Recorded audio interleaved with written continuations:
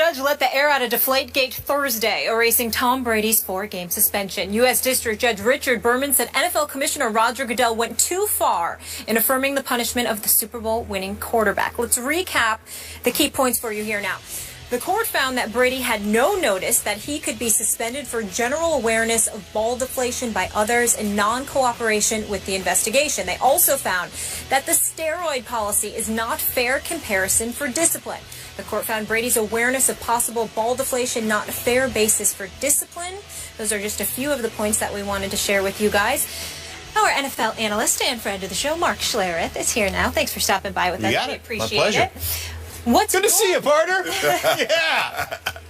He's looking all right. Almost blinded you? You like the jacket? Yes. Great. You know what? True. Can I tell you something? Yeah. When I'm pulling, you better get movement, or I will hit you in the eye socket and break it. The play was called 16 power. Me and the tackle was double teaming the end. I was blocking down, and somebody came around pulling. His fist went through my face mask. I was flying too. Had my eyes closed. I was just going to hit something. And he broke my eye socket. Orbital socket. Oh. Yep. Out for the season. Fist? Yes. And how hard I am. That was the last time. That was in 1995. That was the last time he actually pulled in the game. That is true. You know what? They just said, listen, yeah, that guy, like, he can go this way, and he's pretty good at it, but pulling, we're not going to do that anymore. Was there any bad blood there? No. It was a freak accident. He was just running, and even though I played tight end, I kept my receiver's face mask. So I had a wide face mask, and it just went right through. And Alex Gibbs, our offensive line coach, called him numb something. Yeah. Your job is to hurt them, not our guys. Yeah.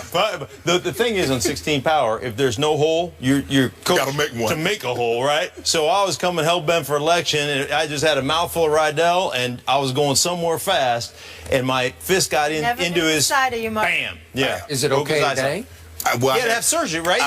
I got 2 titanium plates in there, so I'm okay. Mark! Thanks a lot. You write an apology note? Can I tell you something? What? Fist like steel. Oh. I know. Okay. All right, back to business. Speaking of fights, Tom Brady just won.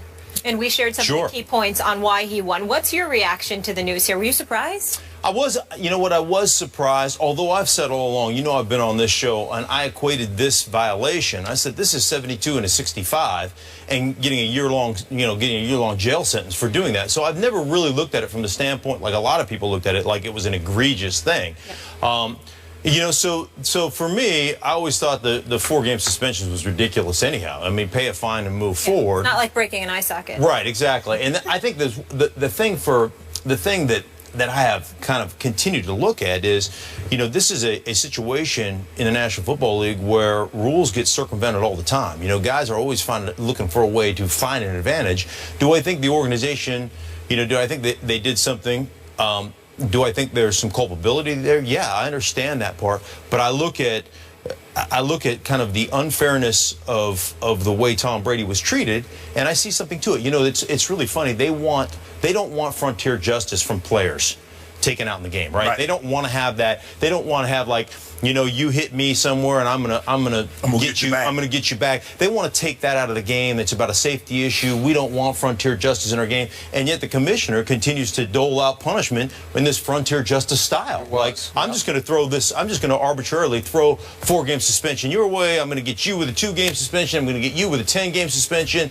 Whatever the case may be, and there's no precedent set to do those things. So I understand where the judge, where I'm surprised by it, but I understand the reasoning based on the stuff that I have read from his decision.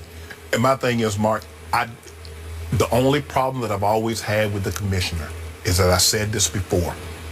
If the police issue me a citation, I shouldn't have to go to the chief of police to have him hear my argument against this citation. Right. I get to go to court. I get to argue my case before a judge or a jury. And if they decide I was wrong, I can live with that. I don't have a problem if an independent arbitrator says, okay, Mr. Sharp, you ran afoul with the league, here's 6 games.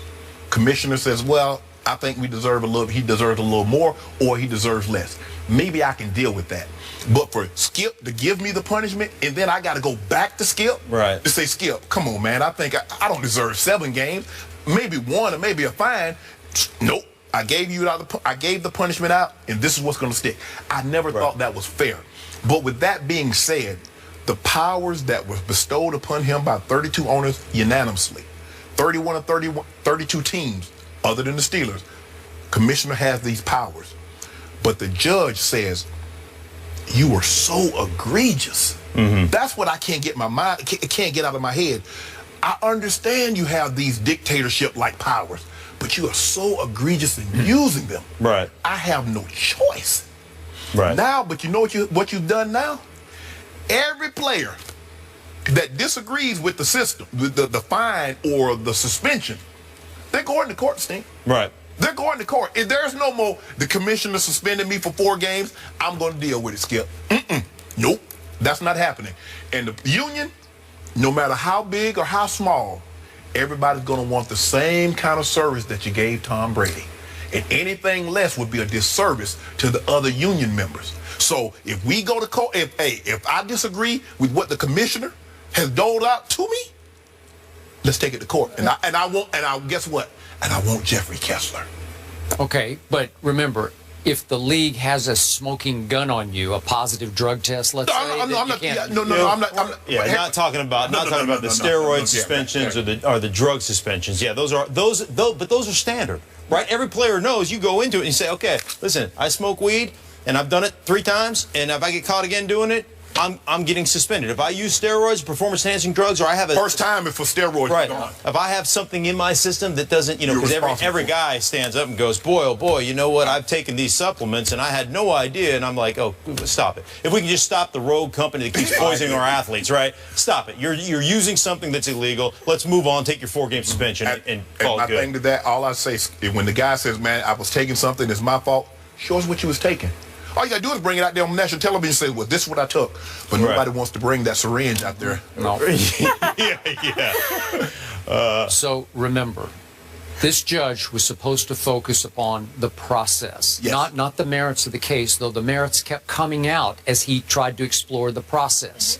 And the merits seemed to swing wildly in favor of Tom Brady's case. So he kept saying no notice. Every bullet point I read here in his ruling is no notice. Brady had no notice of this, no notice of this, no notice he was going to get the 4-game equivalent of a PED suspension. But in the end, big picture, I still step away from this and say this was an enormous blow to the quote-unquote absolute power of this commissioner, wielded by this commissioner.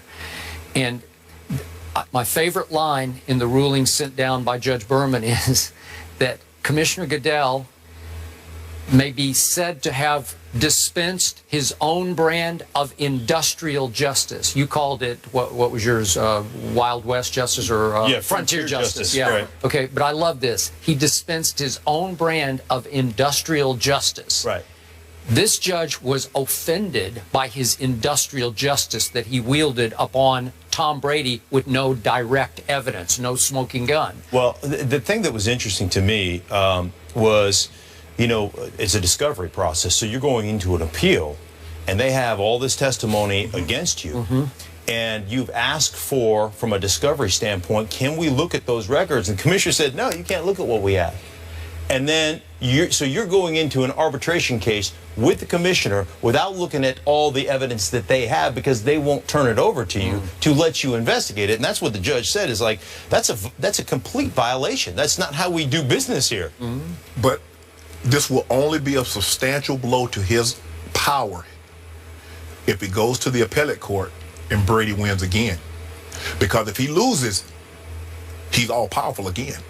Okay, but you said earlier that you thought this was such an early blow that it would resonate. I would, but see, this is not, I'm just saying me. I would just leave it alone. But he can't. Right. He's too far. He's too far in now. They're too deep into it. And it just, for me, it goes, if you're the NFL, you have had so much bad publicity over the last year and a half, over the last 18 months. I mean, 18 months has been... we talk about protecting the shield. That shield has been tarnished based on the decisions that you have made. I mean, you brought it down upon yourself. And if these league owners, all 32 of them, actually looked at it and said, you know what? It can't be judge, jury, and executioner. There needs to be a system of checks and balances. and we need to take that authority away from our commissioner and put it in the hands of an independent arbitrator because it's just good business for us. I mean, the bottom line, every business, you know what falls every big business? It's death by 1,000 paper cuts. And the NFL right now, with the concussion issues and with these issues and all these things, it's a paper cut here, a paper cut here, a paper cut here, and eventually, guess what? Everything starts to crumble from within. The only way the commissioner really starts to lose some of his powers, he's going to need the big six. The Morrows, the Rooneys, Jerry Jones, Richardson in Carolina. When the big guns come out, right now we can say all this we want to. When the big guns come out, then he'll heed. Shannon, save that because we're going to discuss that coming up here. The Super Bowl champs are staying put. And Skip, obviously, you've been around this league for a really long time, and we want to focus in on Roger Goodell. Brady, obviously, off the hook. But how does this affect Goodell and the NFL specifically? We will get into that further next. The Big Six. Yes.